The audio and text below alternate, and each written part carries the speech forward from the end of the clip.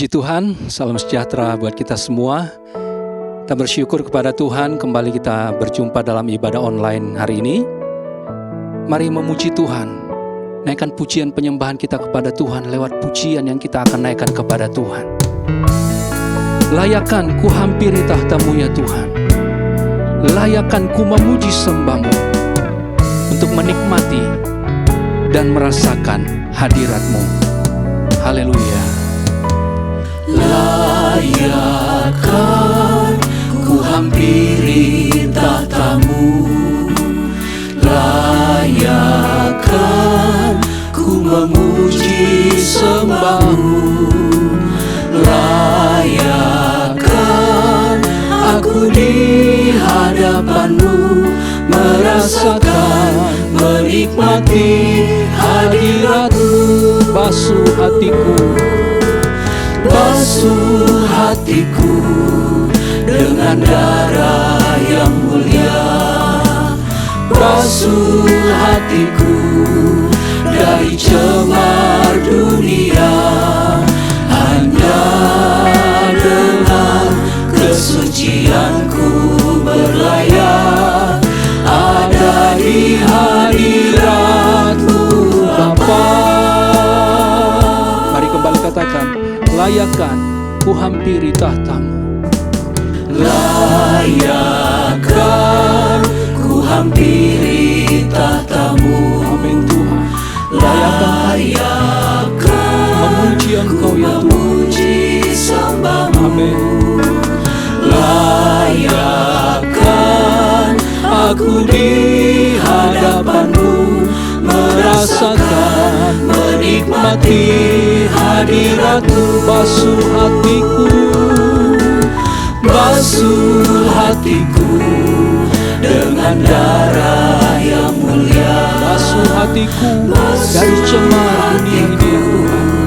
Dari cemar dunia, hanya dengan kesucianku berlayak ada di hadirat-Mu Bapa.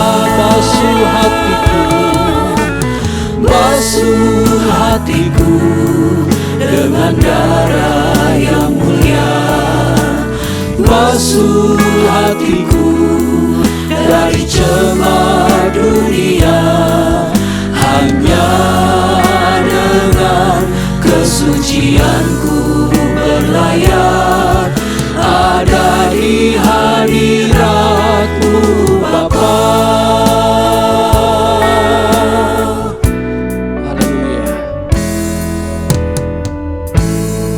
Haleluya, puji Tuhan.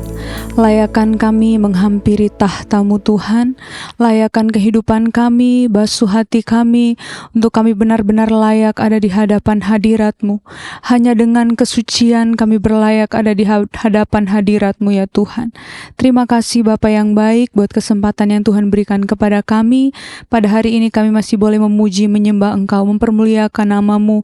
Bahkan sebentar kami akan mendengarkan kebenaran firman-Mu. Kami bersyukur kepadamu Tuhan. Kami menyerahkan ibadah ini dari awal sampai pada akhirnya. Biarlah Engkau yang bekerja di tengah-tengah kami semua.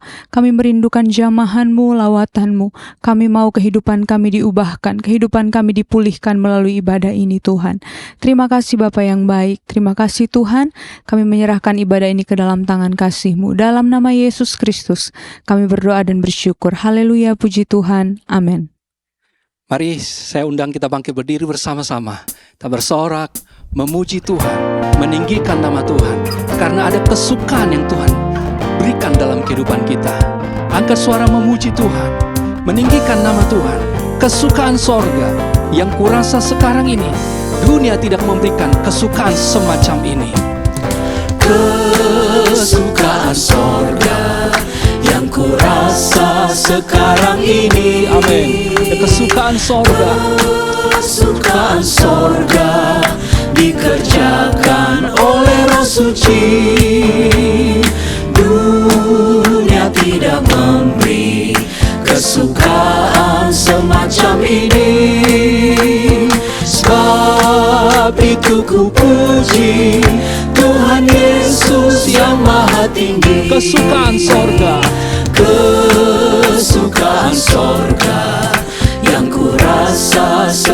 sekarang ini. Kesukaan sorga dikerjakan oleh Roh Suci, dikerjakan oleh Roh Suci. Dunia tidak memberi kesukaan semacam ini. Sebab itu ku puji Tuhan Yesus yang Maha Tinggi. kesukaan sorga, kesukaan sorga yang ku rasa sekarang ini. amin. Kesukaan sorga yang dikerjakan oleh Roh Kudus bekerja di dalam diri kita, amin. Amin Tuhan. Dunia tidak memberi kesukaan semacam ini. Sebab itu ku puji Tuhan Yesus yang Maha Tinggi.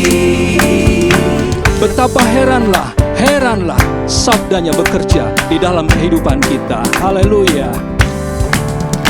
Betapa heranlah, heranlah, heranlah, betapa heranlah, heranlah. Apa tak diduga diberi oleh sabdanya. Betapa heranlah, heranlah, Betapa heran, betapa heranlah, heranlah, heranlah, betapa heranlah, heranlah. Apa tak diduga diberi oleh sabdanya. Betapa heranlah, heranlah, betapa heran, betapa heranlah, heranlah, heranlah, betapa heranlah, heranlah. Apa tak diduga diberi oleh sabdanya. Betapa heranlah, heranlah. aku memuliakan Tuhan, hatiku bergembira di dalam Dia.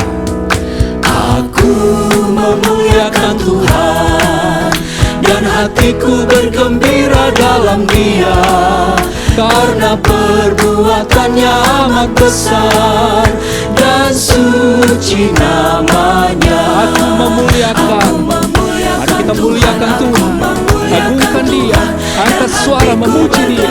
Haleluya, amin, amin Tuhan. Karena perbuatannya amat besar dan suci namanya. Aku memuliakan Tuhan dan hatiku bergembira di dalam Dia. Dan hatiku bergembira dalam Dia, karena perbuatannya amat besar dan suci namanya. Aku memuliakan Tuhan, aku memuliakan Tuhan, dan hatiku bergembira dalam Dia, karena perbuatannya amat besar dan suci namanya. Aku memuliakan Tuhan, mari muliakan Dia, puji Dia, sorak-sorai memuliakan nama Tuhan. Amin. Karena perbuatannya amat besar dan suci namanya. Perbuatan yang amat besar dan suci, mulia namanya. Puji Tuhan, silakan duduk. Haleluya. Mata dan hati kita biar kiranya tertuju kepada Tuhan, untuk mengikuti kehendak Tuhan. Kita perlu bimbingan Tuhan senantiasa dan selalu membimbing kehidupan kita untuk hidup dalam rencananya Tuhan, sehingga kita mengikuti kehendak Bapa kita di dalam sorga. Karena itu buka hati kita terus untuk Roh Tuhan berbicara. Mari naikkan pujian kepada Tuhan. Mataku tertuju padamu. Amin ya Tuhan. Mata kami tertuju kepada Engkau ya Tuhan, mengikuti kehendak-Mu. Haleluya. Segenap hidupku ku serahkan padamu. Bimbing aku masuk rencanamu, untuk membesarkan kerajaan-Mu. Ku mau mengikuti kehendak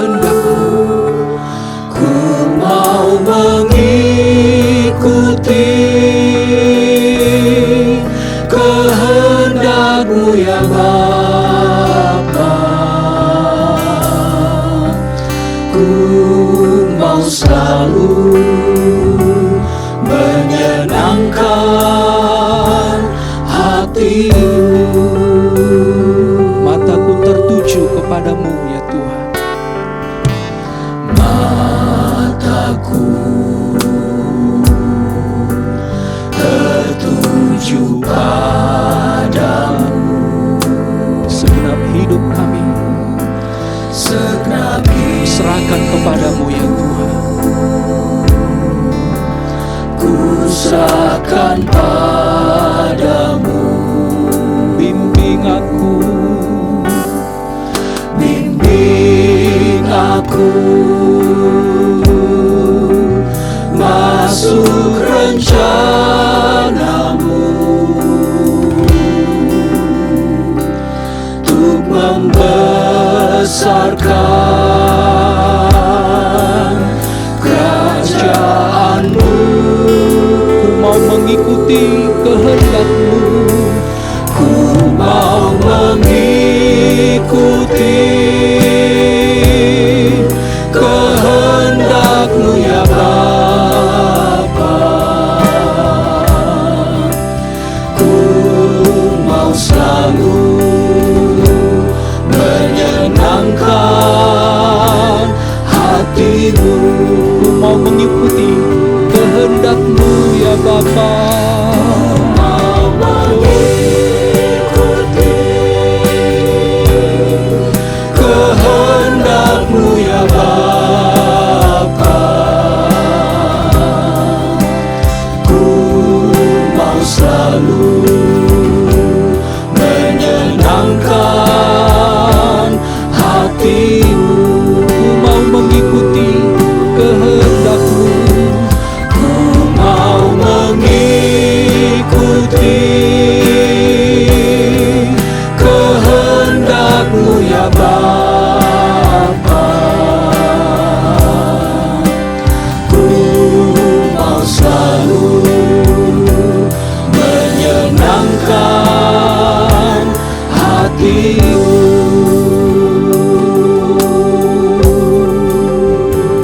Haleluya. Biarlah kita berjalan dalam kehendak dan rencana Tuhan.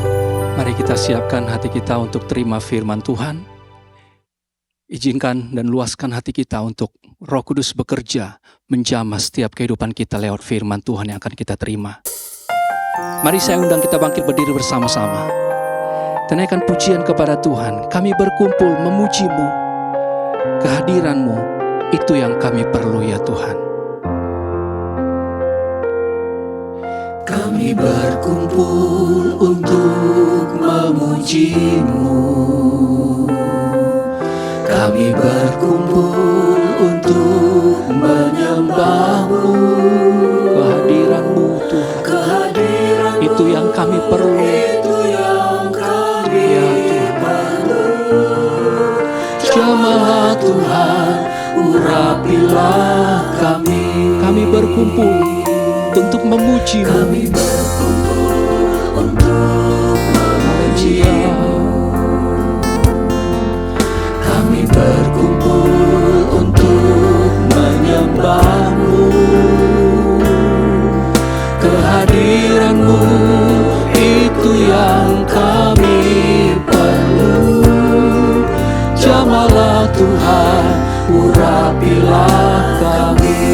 Bukalah Tuhan hati kami, Bukalah Tuhan biar Roh-Mu bekerja lewat firman Tuhan. untuk mengerti seluruh sabda-Mu. Firman-Mu Tuhan menjawab segala tantangan. Biar nama-Mu dimuliakan. Lagi katakan, kami berkumpul untuk memuji Engkau ya Tuhan. Kami berkumpul untuk memuji-Mu. Kami berkumpul untuk menyembah-Mu. Kehadiran-Mu, Kehadiran-Mu itu yang kami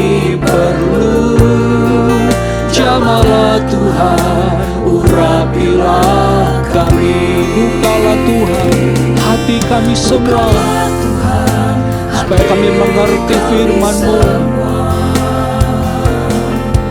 untuk mengerti seluruh sabda-Mu.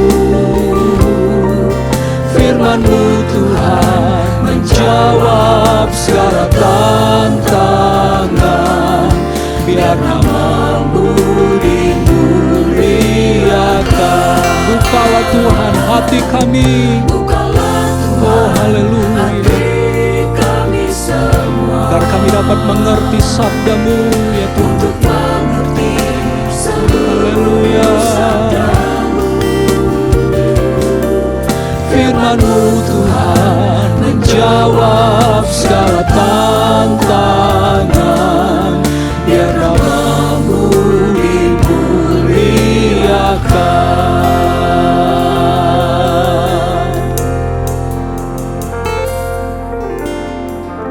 Haleluya Yesus, haleluya. Segala pujian, syukur, hormat, kemuliaan hanya bagi Engkau Tuhan Yesus. Kami bersyukur Tuhan kalau pada hari ini kami masih boleh diberikan kesempatan untuk kami boleh bersekutu, beribadah kepada-Mu Tuhan.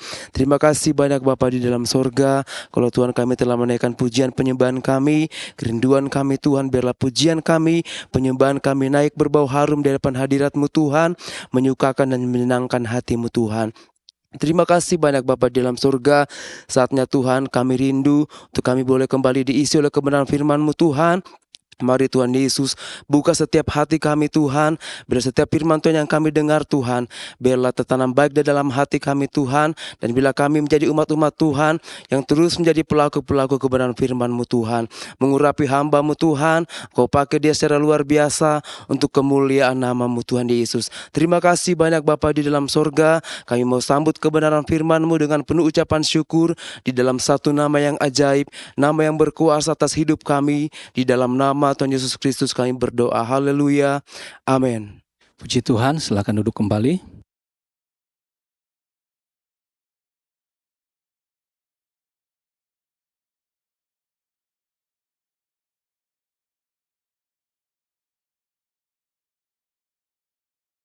Puji Tuhan. Berbahagia kita ada di suasana ibadah. Walaupun saudara ada di tempat masing-masing, tetapi kita percaya dan selalu percaya Tuhan melihat hati kita yang mengikuti ibadah dengan kesungguhan hati, dengan rasa haus untuk menerima jamahan Tuhan, kekuatan Tuhan yang akan meneguhkan iman kita, sekaligus juga meneguhkan perjalanan pengiringan kita kepada Tuhan. Bapak Ibu Saudara, pada hari ini kita akan melihat satu kebenaran di dalam firman Tuhan mengenai pengajaran-pengajaran Yesus yang dibawa, atau lebih tepatnya dibawakan dengan cara yang berbeda.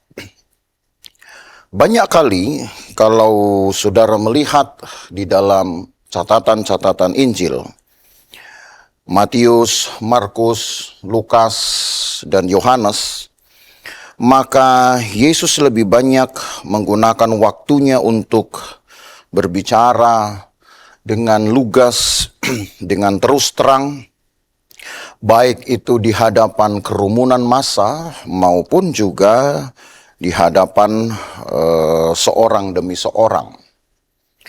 Tetapi ternyata di dalam Alkitab tidak jarang, tidak sedikit Yesus mengajar atau memberitakan pengajarannya tidak secara langsung, tetapi menggunakan bahasa-bahasa perbandingan atau ilustrasi.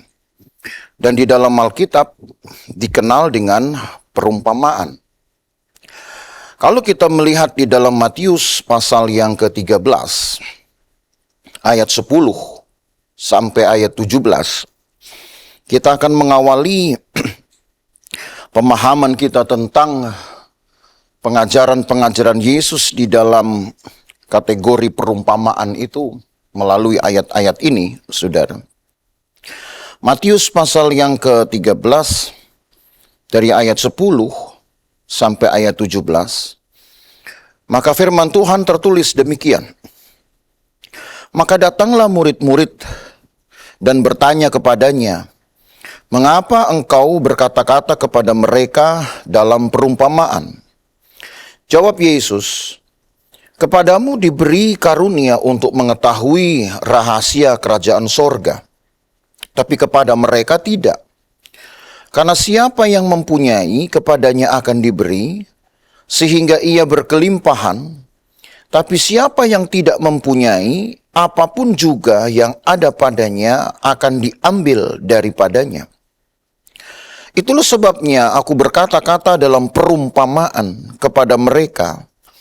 Karena sekalipun mereka melihat, mereka tidak melihat. Dan sekalipun mendengar, mereka tidak mendengar dan tidak mengerti.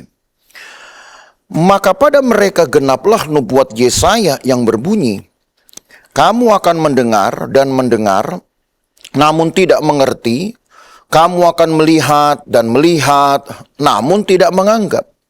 Sebab hati bangsa ini telah menebal, dan telinganya berat mendengar, dan matanya melekat tertutup, supaya jangan mereka melihat dengan matanya, dan mendengar dengan telinganya, dan mengerti dengan hatinya, lalu berbalik sehingga aku menyembuhkan mereka. Tetapi berbahagialah matamu karena melihat, dan telingamu karena mendengar. Sebab aku berkata kepadamu, sesungguhnya banyak nabi dan orang benar ingin melihat apa yang kamu lihat, tapi tidak melihatnya, dan ingin mendengar apa yang kamu dengar, tetapi tidak mendengarnya. Bapak Ibu Saudara yang dikasihi Tuhan, Yesus mengucapkan hal ini kepada murid-muridnya dan ditanggapi dengan rasa heran. Karena mungkin tidak sebanyak ya atau cukup sedikit dibanding dengan jumlah Yesus mengajar secara lugas seperti yang saya katakan tadi. Ya. Kalau Yesus melepas satu pengajaran melalui perumpamaan-perumpamaan. Kalau saudara sekali waktu mencoba untuk melihat di dalam Alkitab dan menghitung, sebenarnya perumpamaan-perumpamaan yang dikemas oleh Yesus dalam maksud untuk menyampaikan ajarannya kepada kelompok orang-orang Farisi itu berjumlah 33 di dalam ketiga Injil. Karena memang hanya ketiga Injil inilah, Matius, Markus, dan Lukas, yang banyak memusatkan perhatian kepada khotbah-khotbah Yesus di dalam kategori perumpamaan. Mungkin Lukas mendapat catatan yang sangat besar, karena di dalam kitab Lukas saja ada 20 perumpamaan, sedangkan di kitab Matius hanya 16 perumpamaan. Walau ada 5 perumpamaan yang juga dicatat secara bersama, tetapi setidaknya saudara, dari kedua Injil ini yang paling banyak mencatatkan perumpamaan-perumpamaan Yesus, dapat kita ketahui bahwa tidak sedikit Yesus dengan sengaja mengemas pengajarannya melalui perumpamaan. Sebagaimana yang diucapkan oleh Yesus sendiri kepada murid-muridnya untuk menjelaskan maksud dan tujuannya, maka kita bisa memahami bagaimana orang Yahudi dari masa ke masa, dari kurun waktu kepada kurun waktu, tidak pernah mengalami perubahan di dalam cara mereka memahami firman Tuhan. Mengapa saya katakan dari kurun waktu ke kurun waktu?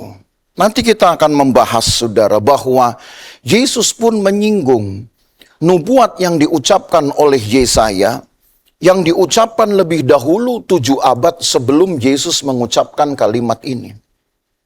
Itu berarti kondisi yang terjadi pada orang Israel 7 abad sebelumnya adalah kondisi yang sama. Sementara pengikut Tuhan atau sebuah gerakan pengikut jalan Tuhan yang kemudian nanti dikenal sebagai kelompok kekristenan sudah mulai mengambil perhatian yang besar terhadap pemahaman akan firman Tuhan. Bahkan dari perkataan-perkataan Yesus sejak dari kelompok ini mendapatkan pengakuannya sebagai kelompok Kristen. Nah, tujuan Yesus menyampaikan perumpamaannya terlihat di dalam ayat ini. Ketika di ayat 11 Yesus berkata, "Kepadamu diberi karunia untuk mengetahui rahasia kerajaan sorga, tapi kepada mereka tidak." Memang sangat janggal dan mungkin unik bagaimana umat Tuhan ini yang kepada mereka telah diberikan firman Tuhan itu sebagai yang pertama dari seluruh komunitas yang akan terbentuk kemudian sebagai pengikut jalan Tuhan. Mereka justru tidak bisa memahami keagungan dari firman Tuhan yang begitu luas, yang begitu luhur, ya, begitu tinggi. Karena sejak dari pemberian firman Tuhan itu kepada generasi yang dilepaskan dari Mesir, maka berkembanglah pemahaman-pemahaman firman Tuhan sampai kepada generasi-generasi Israel yang hidup di zaman para nabi. Yang sebenarnya menekankan satu hal yang sama, ya, satu kerinduan Allah yang sama, supaya mereka dapat disebut sebagai anak-anak kerajaan. Karena Yesus atau karena Tuhan yang dipercayai oleh orang-orang Israel, itu dipercayai sebagai oknum, sebagai kekuatan, sebagai substansi hidup yang memiliki kerajaan. Punya kewenangan. Bukan hanya orang asing atau satu oknum yang tidak memiliki tempat tinggal. Itu sebabnya Yesus pun menyinggung kalimat ini di ayat 11 dengan berkata, "Kepadamu diberi karunia untuk mengetahui rahasia kerajaan sorga." Jadi apapun saudara isi dari firman Tuhan, sekalipun itu menyangkut tentang kesembuhankah, menyangkut juga tentang pertobatankah, ya, menyangkut bahkan tentang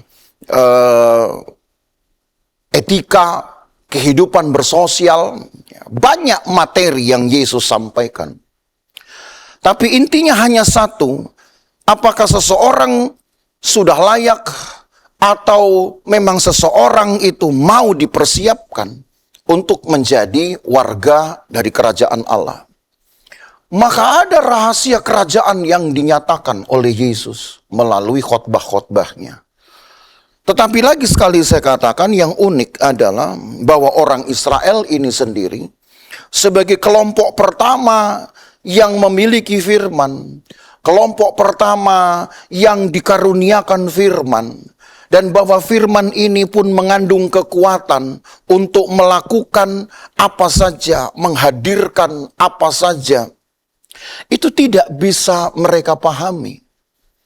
Sehingga dengan maksud agar mereka tertelanjangi, orang-orang Farisi ini khususnya, orang-orang Yahudi, tertelanjangi oleh karena keangkuhan mereka. Karena mereka menganggap mereka banyak tahu tentang firman, tapi sebenarnya mereka tidak tahu apa-apa. Maka dengan maksud untuk menelanjangi keangkuhan mereka, Yesus menggunakan khotbah-khotbah dengan bahasa-bahasa perbandingan. Yang sebenarnya kalau dilihat itu dari usia atau sebutlah dari kemampuan seseorang memahami perumpamaan, itu seharusnya diberikan kepada orang-orang muda atau kepada kelompok yang lebih kecil. Sebutlah remaja-remaja atau anak-anak yang memang baru memahami sesuatu dengan sebuah pengisyaratan, ya, sebuah perbandingan, atau yang mungkin biasa juga kita sebut dengan kata tipologi. Dan itu justru yang Yesus pakai untuk orang-orang Farisi yang sebetulnya mereka lebih tepat disebut sebagai golongan pemikir-pemikir. Karena mereka tidak bisa memahami, atau mungkin yang saya coba pahami juga dari ayat ini, orang Israel kurang menghargai waktu-waktu untuk merenungkan firman Tuhan. Kurang menghargai waktu-waktu untuk memahami kedalaman dari perkataan-perkataan firman, baik yang diucapkan oleh Yesus maupun yang sudah diucapkan oleh nabi-nabi mereka di periode-periode terdahulu. Karena kalau saudara kemudian membaca di ayat 12, Yesus melanjutkan dengan sebuah keterangan. Karena siapa yang mempunyai, kepadanya akan diberi, sehingga ia berkelimpahan. Tapi siapa yang tidak mempunyai, apapun juga yang ada padanya akan diambil daripadanya. Punya apa? Apa yang Yesus singgung dengan kepemilikan ini? Bukan firman sebenarnya. Karena kalau jumlah firman itu menjadi acuannya, maka tentu orang-orang Farisi, orang-orang Israel akan unggul secara jumlah, sebab mereka lah yang memiliki banyak sekali dalil-dalil firman Tuhan sejak dalam perjanjian lama. Tapi karena ayat 12 ini masih berhubungan dengan ayat 11, yaitu kepemilikan atas pemahaman, atas perenungan setiap ucapan-ucapan firman. Dan itu yang sebenarnya Yesus sorot.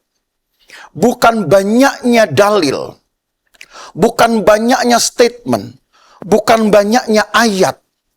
Ribuan ayat orang Israel miliki, saudara, sepanjang sejarah kehidupan mereka sebagai umat Tuhan, jika dihitung dari perjanjian lama. Banyak sekali. Tapi bukan itu yang Yesus maksudkan dengan ayat 12, siapa yang mempunyai kepadanya akan diberi, sehingga ia berkelimpahan, adalah satu kecenderungan dari setiap orang, tidak terkecuali orang Yahudi juga seharusnya, yang selalu mencoba untuk memahami, merenungkan firman Tuhan, mencari pemahaman-pemahaman yang tersembunyi dalam setiap perkataan firman, yang dapat mempengaruhi hidup mereka, yang dapat mengubah hidup mereka. Kalaupun ada ayat-ayat yang terlampau sulit, saya melihat di dalam firman Tuhan, sejauh pengisahan itu ditulis, saudara, Roh Kudus selalu menyediakan dirinya untuk menolong orang-orang yang rindu, orang-orang yang punya keinginan, ya, punya semangat untuk memahami firman.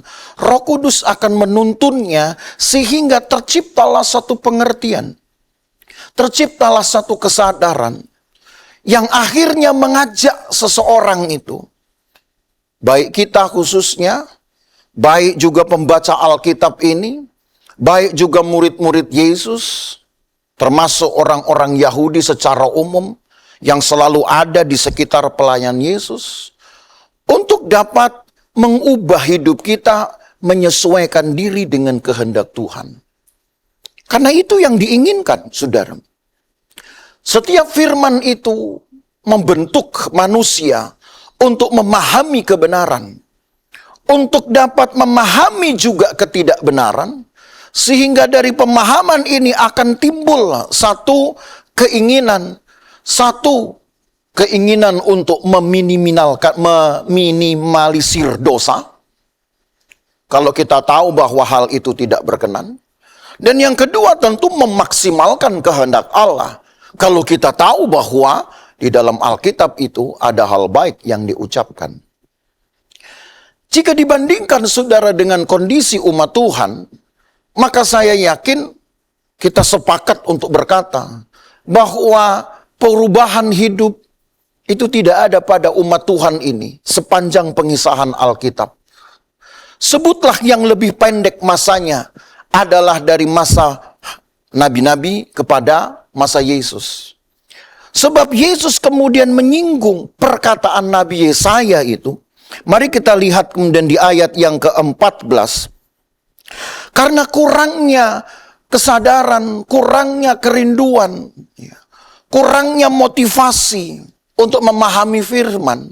Dan seolah firman yang luhur itu dibiarkan begitu saja. Dengan anggapan satu saat nanti toh Allah akan berbicara lagi dengan bahasa yang lebih lugas mungkin.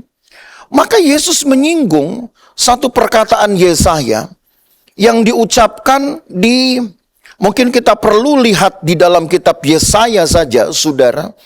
Yesaya 6 ayat 9 dan ayat 10. Walau di kutipannya juga ditulis ya di ayat yang ke-14 dan 15 di Matius 13 ini. Tapi saya lebih tertarik untuk membacanya langsung dari sumber utamanya yang ditulis oleh Yesaya dalam pasal 6 ayat 9 dan ayat 10. Kemudian firman-Nya, pergilah dan katakanlah kepada bangsa ini, dengarlah sungguh-sungguh tetapi mengerti jangan. Lihatlah sungguh-sungguh tetapi menanggap jangan. Buatlah hati bangsa ini keras, dan buatlah telinganya berat mendengar, dan buatlah matanya melekat tertutup, supaya jangan mereka melihat dengan matanya, dan mendengar dengan telinganya, dan mengerti dengan hatinya, lalu berbalik dan menjadi sembuh. Kalau saudara bandingkan perkataan Yesaya ini dengan perkataan Yesus yang mengutipnya, agak berbeda, saudara. Yesus mengutip kalimat Yesaya ini, sebutlah dengan satu situasi netral. Artinya bahwa Yesus seperti mengungkapkan sebuah alasan. Mengapa kepada mereka harus diberikan perumpamaan? Karena mereka mendengar, tidak mengerti. Nah, itu kalau versi kutipan Yesus. Ya, di dalam kitab Matius pasal 13. Hati bangsa ini sudah menebal. Jadi Yesus mengucapkan itu dengan kondisi yang netral. Tapi kalau saudara melihat kepada catatan Yesaya sebagai sumber utamanya, maka kondisinya berbeda, saudara. Justru kalau saudara memahami pembacaan ini, seolah ini memang satu pengkondisian bahwa orang Israel tidak perlu mengertilah. Orang Israel memang tidak usah sampai perlu menanggapi serius firman Tuhan.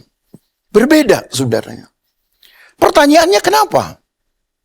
Yesus mengutip perkataan Yesaya secara netral saja. Tapi justru Yesaya mengucapkan satu kalimat yang mengkondisikan Israel sebagai orang yang tidak perlu percaya. Tidak perlu bahkan menanggapi firman. Tentu ada alasan, Bapak Ibu Saudara.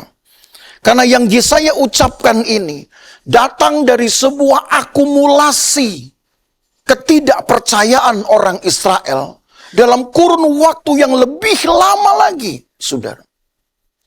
Dalam kurun waktu sampai dari zaman Musa mungkin kita hitung. Orang Israel dari periode ke periode, generasi ke generasi, seperti enggan memahami firman Tuhan. Siapapun yang berkata, seolah tidak mempengaruhi kekuatan dari perkataan firman. Padahal ada Musa di sana, ada Yosua di sana, ada Samuel di sana, ada Daud di sana. Orang-orang yang memiliki satu kehidupan kesaksian yang sangat baik, tapi toh tidak mempengaruhi kekuatan atau tidak mempengaruhi hati orang Israel untuk berubah. Sehingga akumulasi inilah yang kemudian disindir oleh Yesaya dengan satu kalimat pengkondisian. Orang Israel tidak perlu percaya. Sebab disuruh percaya pun tidak akan percaya. Orang Israel tidak perlu menanggap katanya. Karena disuruh merespon pun tidak pernah mau merespon. Sikap acuh tak acuh, sikap enggan mereka lah yang kemudian mendasari perkataan Yesaya ini bahwa sebenarnya orang Israel tidak perlu firman. Tetapi karena Allah yang punya firman, saudara, bukan Yesaya yang menentukan apakah kepada Israel harus diberi firman atau tidak. Karena yang punya firman adalah Allah. Yang punya firman adalah Yesus. Taruh kata nabi-nabi ini mungkin memiliki satu sikap pembelaan yang sedikit emosional begitu ya. Daripada tidak menghargai firman, lebih bagus tidak usah diberikan firman. Itu alasan yang baik, saudara, untuk seorang nabi yang mau membela firman Allah. Mungkin kalau ada nabi seperti itu di zaman sekarang, mungkin akan terlihat akan dijauhi banyak orang. Daripada jemaat tidak menanggapi firman, lebih baik tidak usah diberikan firman. Tapi lagi sekali bahwa yang punya firman adalah Allah. Allah berkehendak, apapun sikap hati orang Israel, firman harus diberikan kepada mereka. Nah itu sebabnya ketika Yesus mengutip perkataan Yesaya ini, Yesus mengutip dengan bahasa yang lebih netral. Sekalipun mereka punya kecenderungan tidak menganggap firman, sekalipun orang Israel punya kecenderungan untuk tidak mau memahami firman, tapi karena kasihnya Allah tetap akan berfirman kepada mereka hanya dengan cara yang berbeda, yaitu dengan perumpamaan. Siapa tahu, mungkin Allah juga memiliki suatu perhitungan seperti ini, saudara ya.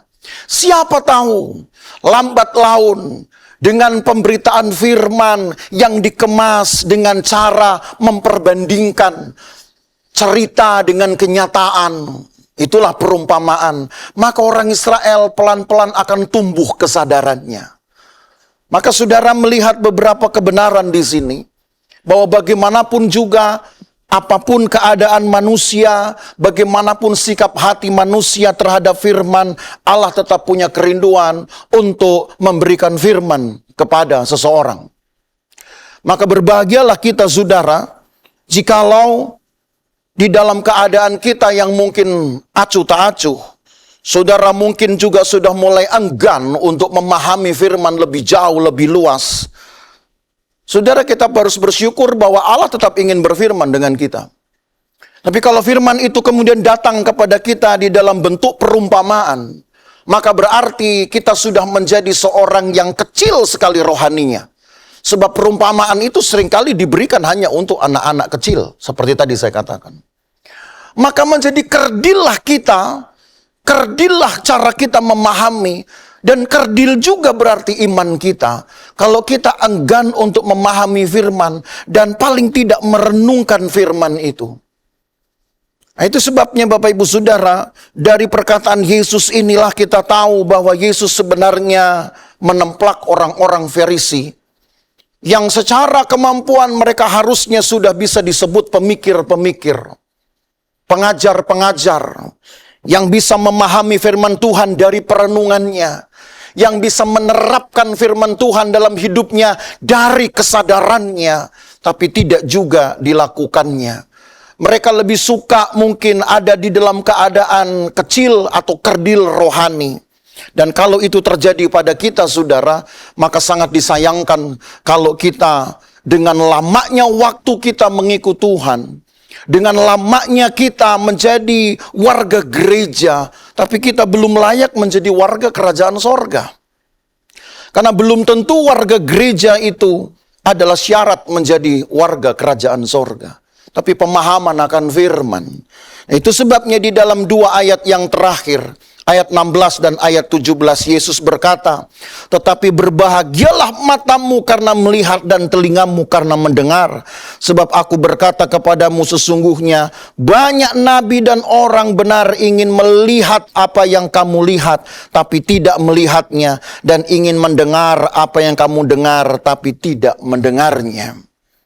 Ketika kekristenan tumbuh di antara kemerosotan rohani orang-orang Israel di zaman gereja mula-mula, saudara, maka disinilah ayat ini digenapi.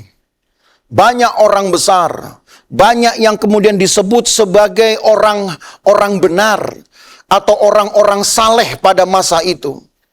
Yang dilihat kesalehannya hanya dari kerajinannya saja, hanya dari perilaku keagamaannya saja, tapi mereka sadari mereka kurang mengerti firman, maka justru kelompok Kristenlah yang terbentuk untuk menyediakan diri sebagai pelayan firman kepada orang-orang ini. Jadi pada akhirnya dunia Kristen bisa menjembatani, saudara, kevakuman dari pelayanan-pelayanan kepengantaraan ini. Setelah Yesus naik ke sorga, merekalah yang dengan sigap membawa orang-orang yang tadinya ada di luar kerajaan, tetapi kemudian menjadi warga kerajaan oleh karena mereka menerima firman. Jadi kalau kondisi itu Yesus sebut dengan kata berbahagia matamu bisa melihat hal-hal yang luar biasa di balik teks ayat Alkitab ini. Kita melihat kita hanya membaca satu teks, tapi berbeda kalau ayat itu kita alami, ayat itu menjadi pengalaman, ya, menjadi kehidupan kita. Itu yang tadi saya katakan tidak ada pada orang Israel. Tapi tumbuh kepada kelompok baru yang disebut dengan Kristen. Dan kiranya itu juga tumbuh, saudara, di dalam hati kita. Di dalam hati ibu bapak, di dalam hati dari jemaat Tuhan, bapak ibu saudara. Sehingga kitalah yang disebut orang-orang berbahagia. Karena kita akan memiliki pengalaman-pengalaman hebat dari Tuhan. Tentang Tuhan, bersama dengan Tuhan. Walau awalnya kita hanya membaca satu teks saja. Tapi bukankah kebenaran itu memang datang dari sebuah kalimat di dalam Alkitab? Lalu kemudian kalimat itu akan menghadirkan pengalaman-pengalaman hebat bersama dengan Tuhan. Apa yang tidak dimiliki oleh orang Israel, kita bersyukur kalau kita bisa memilikinya, saudara, bagi gereja Tuhan. Saudara dan saya di situ di dalamnya. Sehingga banyak orang nanti akan mencari kita.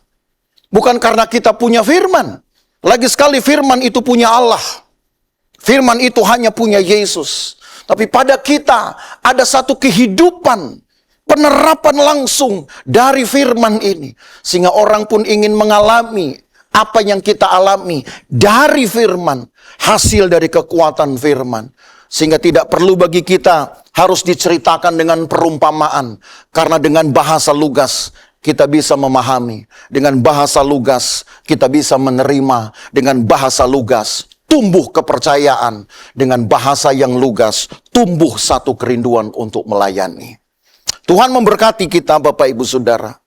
Kiranya dengan setiap firman Tuhan yang diberitakan, dibentangkan kepada saudara. Di tiap-tiap jam ibadah. Tidak terlepas pada hari Minggu saja. Saya yakin banyak firman sudah kita dengar. Banyak firman saudara terima. Tapi pertanyaannya, bangkitkan selalu pertanyaannya. Apakah ada rasa kerinduan untuk selalu merenungkan dan memahaminya? Ingat tadi saya katakan, kalaupun kita tidak memahami, tetapi Tuhan lihat ada kerinduan Roh Kudus yang akan membimbing kita untuk memahami. Tapi sekali kita enggan, maka rahasia firman Tuhan akan tertutup. Sehingga jangan-jangan akan terjadi kembali apa yang Yesus ucapkan untuk orang Israel. Mendengar, tapi tidak memahami. Melihat, tapi tidak mengalami. Dan jangan sampai kita mengulang kembali kesalahan mereka, saudara. Cukuplah yang menjadi sejarah itu tinggal pada sejarah. Sekarang kita membuat satu catatan baru. Bahwa kita mendengar tapi langsung memahami.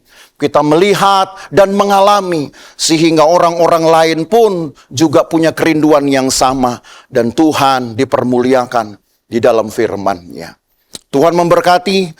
Saya rindu kita berdiri untuk menyanyikan sebuah pujian.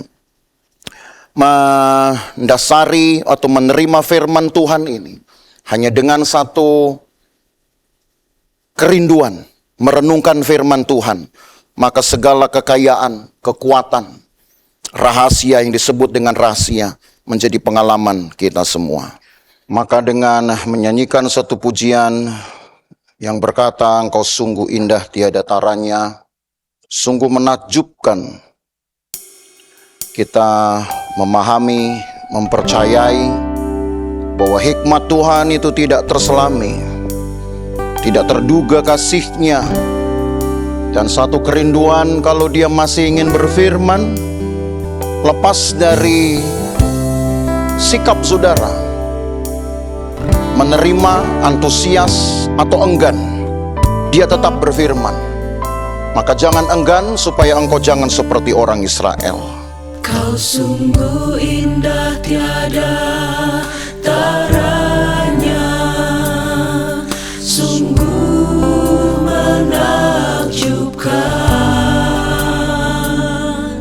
sungguh ajaib untuk dimengerti, lebih dari semua yang ada. Hikmat-Mu tiada terselami, kasih-Mu dalam tak terduga.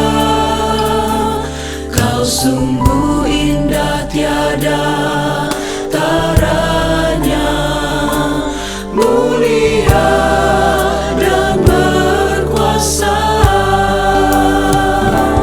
Ku kagum hormat akan Engkau, ku kagum hormat akan Engkau.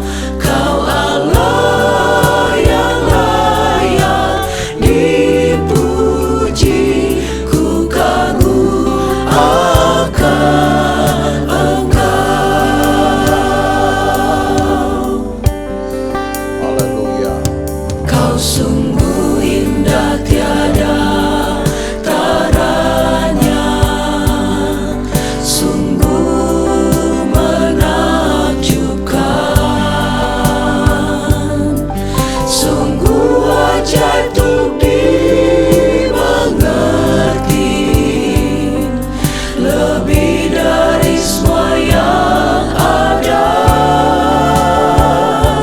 Hikmat-Mu tiada terselami, kasih-Mu dalam tak terduga. Kau sungguh indah tiada taranya, mulia dan berkuasa. Ku kagum hormat akan Engkau, ku kagum hormat akan Engkau. Kau Allah yang layak dipuji, ku kagum akan Engkau. Haleluya. Kau sungguh indah tiada taranya, sungguh menakjubkan, sungguh ajaib untuk dimengerti,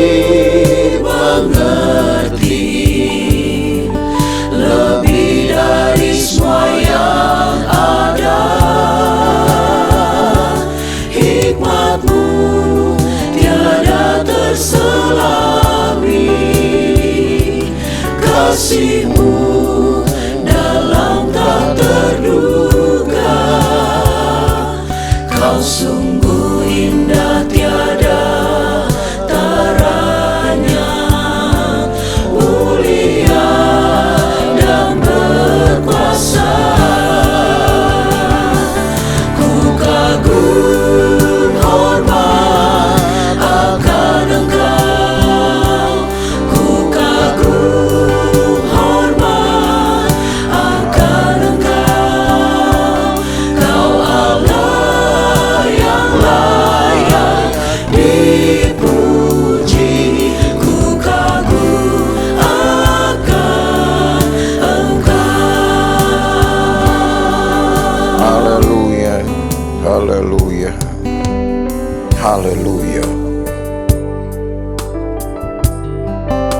Allah bukan hanya sekedar perkataan-perkataan, karena Yesus mungkin punya banyak cerita. Tapi firman Allah adalah hidup Allah sendiri, pikiran Allah, kehendak Allah untuk membawa saudara dekat dengan Tuhan, memahami Tuhan, mengalami kekuatan Tuhan.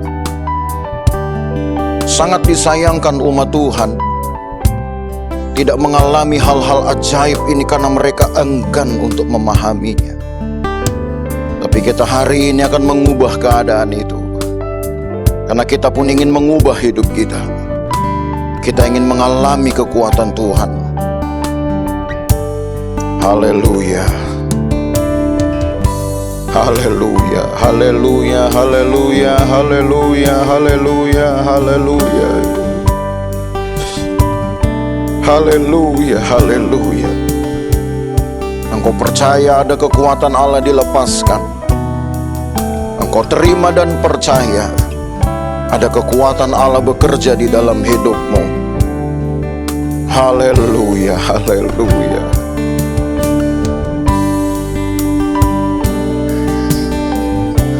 Jangan enggan untuk merenungkan firman. Jangan enggan untuk percaya. Jangan ulangi kesalahan umat Tuhan dengan membiarkan kekerdilan rohani itu menghidupi mereka. Terima, percaya, dan miliki kekuatan Allah. Kagum akan Engkau ya Tuhan. Kagum akan kekuatan-Mu, kebesaran-Mu. Haleluya, haleluya. Haleluya, haleluya, haleluya, haleluya.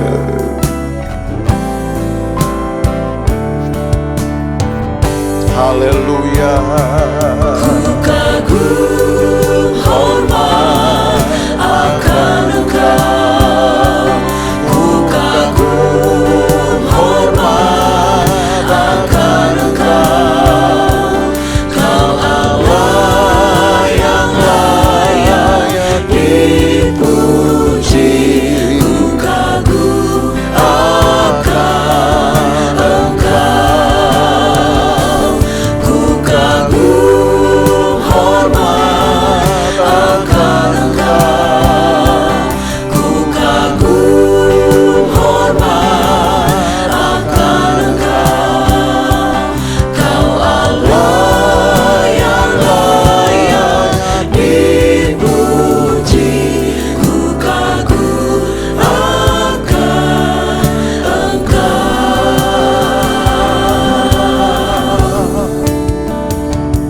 Haleluya. Tinggikan Tuhan, Dia layak untuk itu. Kau ku tinggikan, Kau ku tinggikan, Kau ku tinggikan, oh Tuhan.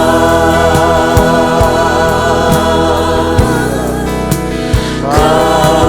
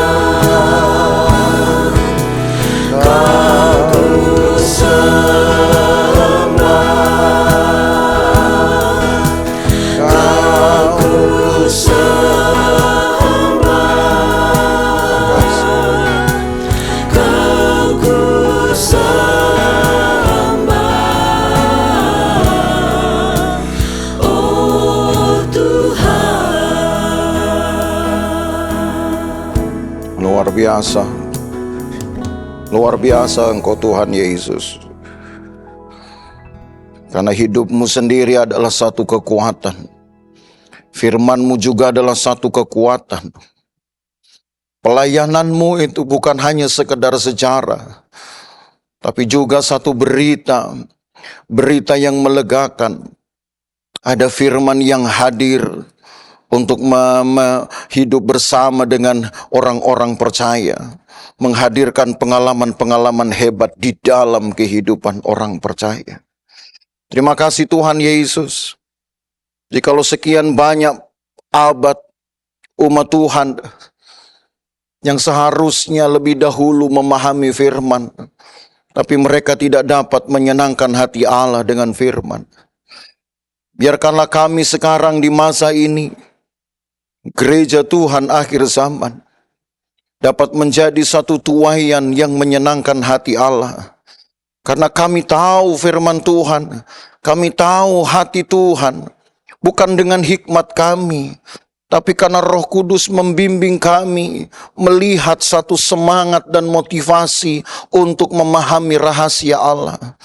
Maka akhirnya kami tahu, kami bisa melakukan, kami bisa mewujudkan kehendak Tuhan. Dan kami pun dapat menjadi teladan bagi pengalaman-pengalaman hebat bersama dengan Tuhan. Maka nama Tuhan pun dipermuliakan. Engkau pun tentu akan disenangkan Tuhan. Terima kasih Tuhan Yesus. Kami berdoa sebagaimana firman Tuhan telah dibentangkan. Kami berdoa supaya timbul di dalam hati kami kerinduan untuk merenungkan firman. Sekiranya kami mungkin tidak memahami firman Tuhan, Roh Kudus akan membimbing kami untuk memberikan pengetahuan-pengetahuan ini. Karena Roh Kudus adalah guru besar. Roh Kudus juga yang akan menyingkapkan segala kebenaran Allah. Sebab itu jugalah yang disaksikan di dalam Alkitab. Kami tahu, maka kami banyak melakukan hal yang benar. Makin banyak kami melakukan hal yang benar, maka Tuhan pun akan disenangkan dan dipermuliakan. Berkati umat-Mu Tuhan, berkatilah mereka di dalam kesibukan mereka masing-masing. Berkati umat Tuhan dan bedakan mereka sebagaimana firman Tuhan juga katakan, Engkau bisa membedakan yang beribadah dengan yang tidak beribadah. Maka bedakanlah umat-Mu dari kumpulan banyak orang yang mungkin hanya mengaku pengikut Tuhan, tapi tidak menjiwai firman Tuhan di dalam hidup mereka. Engkau berkati, Engkau pelihara, jauhkan dari bahaya celaka perbuatan jahat orang lain ya Tuhan. Amankan hidup mereka, semua orang yang mengasihi Engkau. Terima kasih banyak Tuhan Yesus. Kalau kami juga akan mengakhiri ibadah ini, biarlah penyertaan Tuhan ada atas jemaat-Mu di rumah-rumah mereka, dimanapun mereka berada ya Tuhan. Keluarga demi keluarga, rumah demi rumah, Tuhan jagai dan Tuhan pelihara. Halaukan dari segala bahaya celaka perbuatan jahat orang lain. Terima kasih banyak Tuhan Yesus. Dan kami akan memohonkan berkat. Maka terimalah berkat dari Allah Bapa, kasih sayang dalam persekutuan dengan anaknya Yesus Kristus, penyertaan Roh Kudus, memelihara kita dari hari ini sampai selama-lamanya. Dan berkat ini kita terima di dalam nama Tuhan Yesus Kristus. Dan kita yang percaya bersama berkata, amin. Selamat hari Minggu.